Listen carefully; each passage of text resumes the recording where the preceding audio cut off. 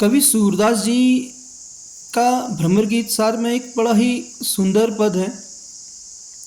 जब मथुरा से उद्धव जी ब्रज को आ रहे थे, तो जिस रथ में वो आ रहे थे, तो उस रथ की आने की दूर की जो स्थिति थी, उसको देखते हुए गोपियों ने अनुमान लगाया, एक ऐसा अनुमान जो कि वो एक भ्रम में साबित होता है। बाद में उन्हें एक भ्रम हो जाता है कि कहीं हमारे आराध्य उपासक श्री कृष्ण तो नहीं आ रहे हैं।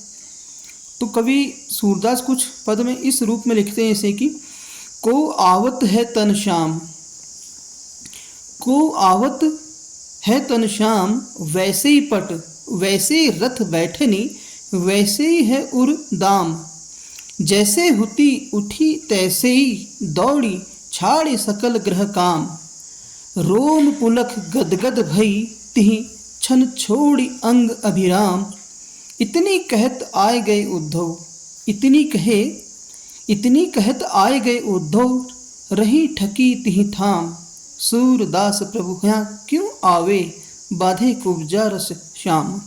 तो बड़ा एक सुंदर पद संयोजन देखने में मिलता है यहाँ कवि सूरदास जी का भ्रमर गीत सार थे।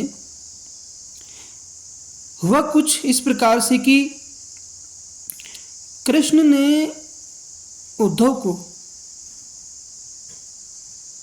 ब्रज के लिए भेजा और कहा कि जाओ और ब्रज में जाकर गोपियों को अपना ज्ञान मार्गी उपदेश दो। तो जब कृष्ण द्वारा भेजे गए उद्धव जी जब रथ पे आ रहे थे, तो गोपियों को भ्रम होना स्वाभाविक था। तो ऐसा होता है कि आपस में गोपियां बात कर रही हैं कि को आवत तन श्याम, कि अरे अरे सुनो सुनो सखियों, देखो जो दूर से कोई रथ में आ रहा है, बिल्कुल श्याम वर्ण जैसा ही लग रहा है, वैसे ही पट वैसे ही रथ बैठनी, वैसे ही है उर्दाम, किस देखिए कि बिल्कुल वैसे ही वस्त्र हैं और उसी तरह से रथ में बैठे हैं जिस तरह से हमारे प्रिय कृष्ण बैठते हैं, और वही गले में माला पहनी हुई है जो हमारे आराध्य श्री कृष्ण पहनते हैं। और जैसे ही उन्होंने यह दृश्य देखा, तो जैसे ही हुती उठी तैसे ही दौड़ी, छाड़ी सकल ग्रह काम, इतनी अफरा तफरी में जैसे ही यह दृश्य देखा तो उन्होंने बिल्कुल दौड़ दौड़ कर उस दिशा की ओर जाने लगी जिस दिशा की ओर वह रथ आ रहा था। अपने घर के सारे कामकाज छोड़कर जैसी स्थिति थी उसी स्थिति में बौराइसियाँ अपनी स्वाभाविक स्थिति के अनुरूप उस दिशा की ओर दौड़ी।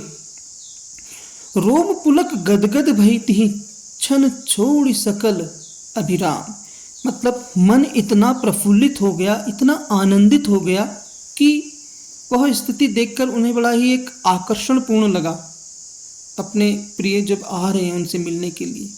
पर यह स्थिति एक भ्रम की स्थिति बन गई थी। जब वह वास्तविक दृश्य देखते हैं, जब उनके नज़दीक वास्तव में उद्धव पहुंच ही जाते हैं, तब उनका आँखों का और उस दृश्य का साक्षात्कार बहुत नज़दीक से होता है। तो इतनी कहत आए गए उद्धव, तो बड़ा सुंदर पद संयोजन है, पद ला लेते हैं कि इतनी कहत आए गए उद्धव, रही ठगी तिहि ठाम, मतलब इतने में उद्धव बहुत ही नज़दीक आ जाते हैं। और अब ठगी जैसी बेचारी सारी गोपियाँ बैठी बैठी सोचती हैं कि हमने तो सोचा था हमारे आराध्य हैं, आराध्य देव आ गए, हमारे प्रिय उपासक, हमारे बाल सखा, हमारे सहपाठी। तो होता यह है कि सब ठग जैसे जाते हैं जब वो उद्धव को देखते हैं उस रथ पर।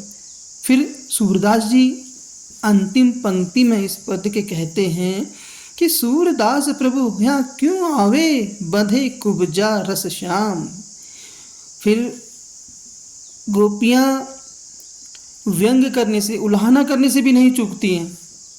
वह एक आपस में बैठे बैठे बोलती हैं सूरदास जी कह रहे हैं इस बात को गोपियों के माध्यम से, कि कह रहे हैं कि यहाँ क्यों आएंगे हमारे प्रिय, क्यों आएंगे हमारे यहाँ? उनको तो मथुरा की जो कुब्जा है, जो कंस की सेविका थी, जिसे श्री कृष्ण जी ने उसका कुबड़ापन भी ठीक कर दिया, वह बहुत सुंदर है, वह उसी कुब्जा के रस श्याम मतलब एक प्रेम से बंधे हुए हो गए हैं लग रहा है। अब वो हमारे पास नहीं आएंगे, क्योंकि कुब्जा ने अपने प्रेम से उनको सम्मोहित कर दिया, वशीभूत कर दिया है। तो यह बड़ा ही एक सुंदर पद लालित्य है, पद संयोजन है।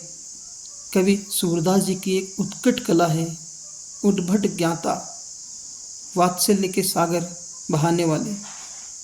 तो यह पद को हम एक बार पुनः देखते हैं कि को आवत तन श्याम, वैसे ही पट वैसे ही रथ बैठनी, वैसे ही है उर्दाम। जैसे हुटी उठी, तैसे ही दौड़ी छाड़ी सकल ग्रह काम।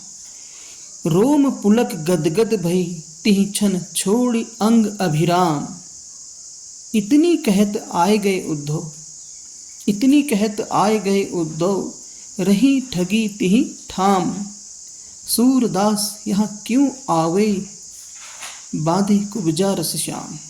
कह रहे हैं कि सूरदास प्रभु यहाँ क्यों आवे, बांधे कुब्जा रस श्याम।